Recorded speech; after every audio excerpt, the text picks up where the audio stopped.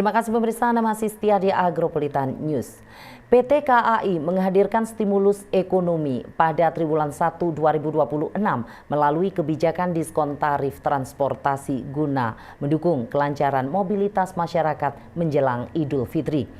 Kebijakan ini menjadi langkah strategis untuk menjaga daya beli, mendorong pergerakan ekonomi, serta memastikan masyarakat dapat melakukan perjalanan mudik dan balik dengan biaya yang lebih terjangkau.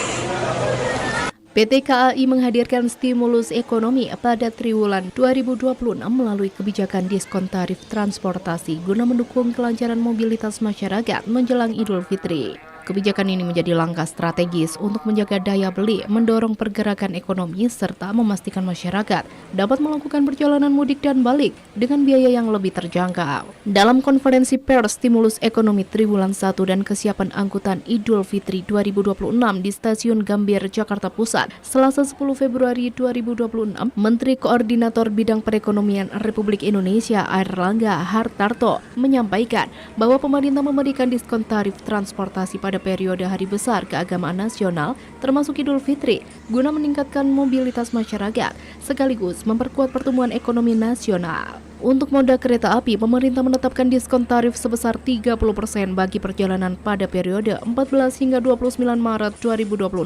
Kebijakan ini diharapkan dapat memberikan kemudahan bagi masyarakat dalam merencanakan perjalanan lebaran secara lebih hemat, aman, dan nyaman. Menindaklanjuti kebijakan tersebut, PT Kereta Api Indonesia atau Persero Daerah Operasi 8 Surabaya menyiapkan lebih dari 45.000 tempat duduk dengan tarif diskon khusus untuk keberangkatan dari Stasiun Malang selama masa angkutan Lebaran 2026.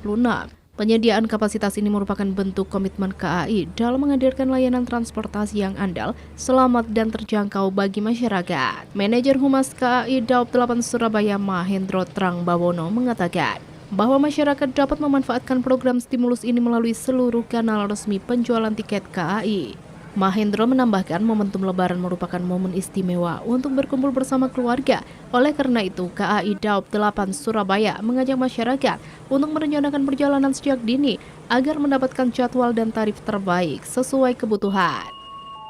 Pemerintah telah memberikan stimulus berupa diskon tiket kereta api untuk periode keberangkatan 14 hingga 29 Maret 2026 atau pada masa libur Lebaran. Hal ini dimaksudkan untuk menjaga daya beli masyarakat serta menjaga keterkelolaan mobilitas masyarakat terutama pada masa libur Lebaran tersebut.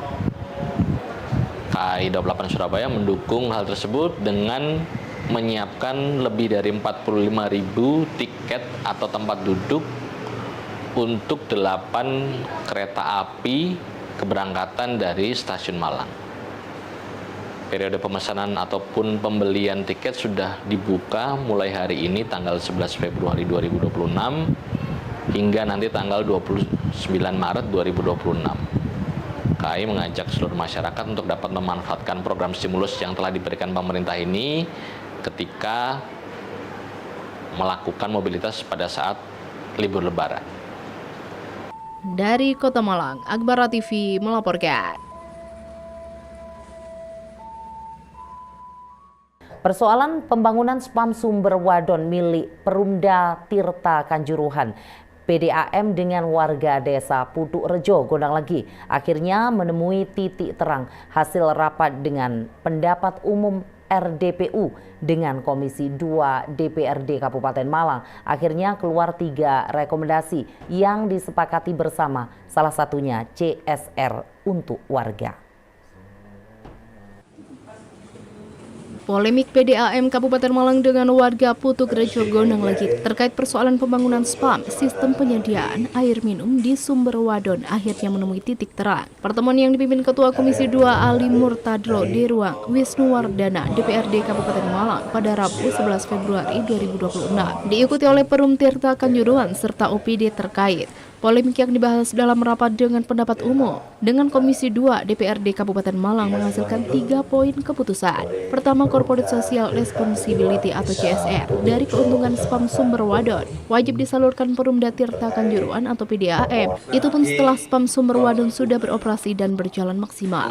Poin kedua, menggratiskan biaya pemasangan maupun tarif penggunaan air PDAM untuk masjid di wilayah Kecamatan Gondang Legi, terutama masjid di wilayah Desa Putuk Rejo dan yang terlewati saluran pipa induk PDAM.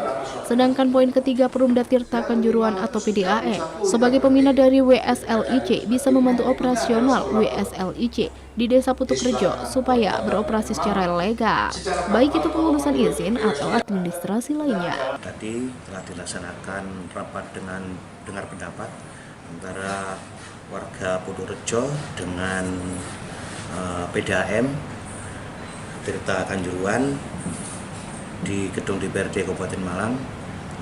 Dalam hal ini kita Komisi 2 mewakili Ketua DPRD untuk memimpin rapat dengar pendapat kali ini.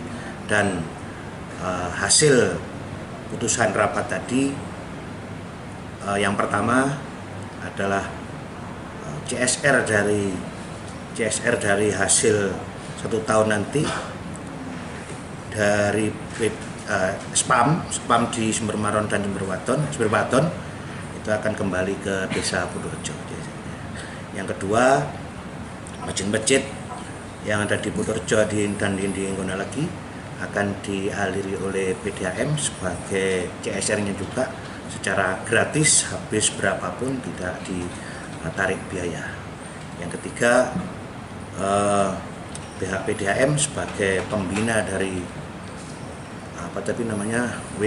Weslik itu akan membantu administrasi Weslik agar beroperasi secara legal. Itu inti hasil rapat tadi yang sudah disepakati bersama.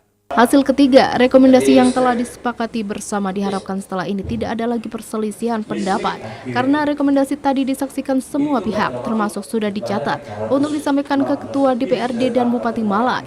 Selain itu, Komisi 2 DPRD Kabupaten Malang juga akan mengawal apa yang sudah menjadi kesepakatan bersama dalam rapat dengar pendapat umum. Dari Kabupaten Malang, Max Munir, ATV melaporkan.